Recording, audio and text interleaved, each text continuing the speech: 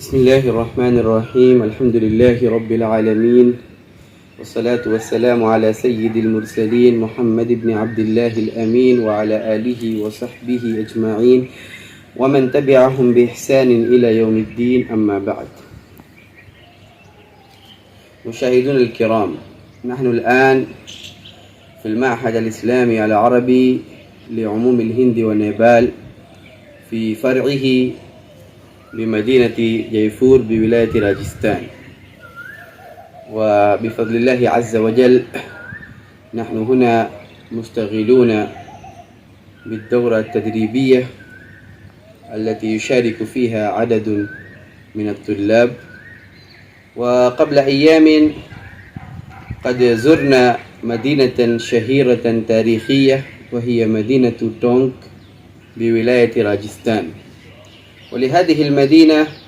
تاريخ مجيد وتاريخ قديم يعرف به كل من له إلمام بالتاريخ الهندي وبتاريخ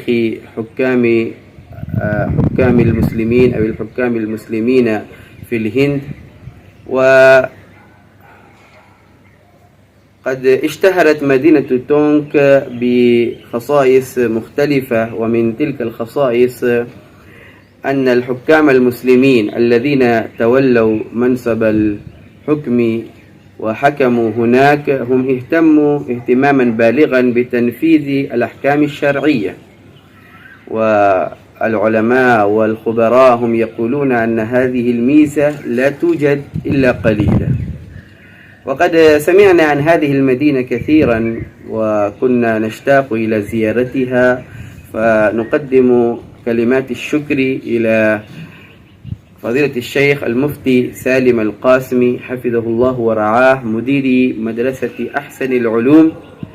بمدينة تونك، فقد قدم الدعوة إلينا للحضور إلى مدرسته ولزيارة مدينته،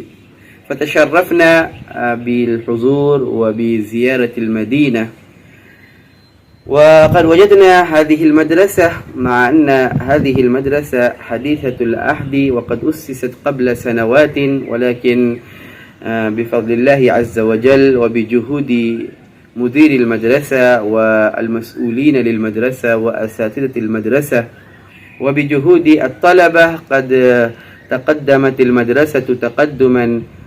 كثيرا، وازدهرت المدرسة ازدهارا كبيرا، والآن قد بلغ عدد الطلاب إلى 300 طالب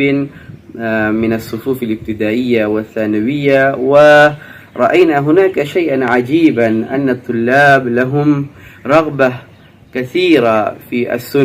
السنن النبوية وكذلك في الآداب الإسلامية، والطلاب وجدنا فيهم الآداب والأخلاق ووجدناهم راغبين في العلم، فرأينا هذه المدرسة أحسن مكان للطلاب والراغبين، ووجدنا هناك نظاما جيدا للتعليم والتدريس، وكذلك رأينا هناك نظام الدعوة والتبليغ، أن الطلاب بعد العصر إلى المغرب يشتغلون بمهمة الدعوة والتبليغ ويتجولون في المساجد ويذهبون إلى الناس ويلاقون بهم ويتكلمون معهم ويرغبونهم في العبادة لله عز وجل. فقضينا هناك يوما كاملا وزرنا المدارس والتقينا بالعلماء، وخاصة بالشيخ سعيد حفظه الله ورعاه، وقد تجاوز من عمره 45 وهو يؤم في مسجد شهير يسمى بمسجد القافلة، ويدرس في المدرسة الفرقانية منذ 60 سنة. والمسجد الذي ذكرت الآن مسجد قافلة له تاريخ كبير، ويقول أهل تونك أن هذا المسجد قد أسس بيد الشيخ إسماعيل الشهيد والشيخ السيد أحمد الشهيد رحمهم الله رحمة واسعة. وهكذا رجعنا من هذه المدينة بكثير من النصائح والعبر، ودعونا الله عز وجل أن يعيد مجد الإسلام والمسلمين في الهند، وندعو الله تبارك وتعالى أن يجعل سفرنا هذا سفرا مباركا،